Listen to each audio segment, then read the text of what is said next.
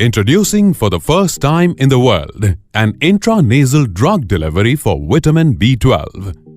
Using Naso B12 is really very simple. Naso B12 dose is best administered when the nostrils are clean.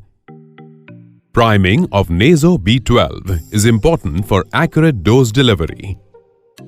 On purchase of a new bottle, for the first time, priming has to be done by spraying in air 6 times, keeping the bottle away from the face.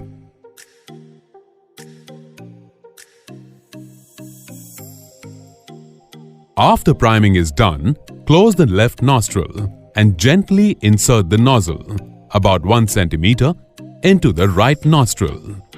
Then press down firmly and quickly to spray while holding your breath. Now close the right nostril and gently insert the nozzle about 1 centimeter into the left nostril. Then press down firmly and quickly to spray while holding your breath. That's it! You have completed your first dose of Naso B12. You can now mark the dose as dose taken in the dosing chart. Please remember to keep the bottle back in the box after every use to protect from light.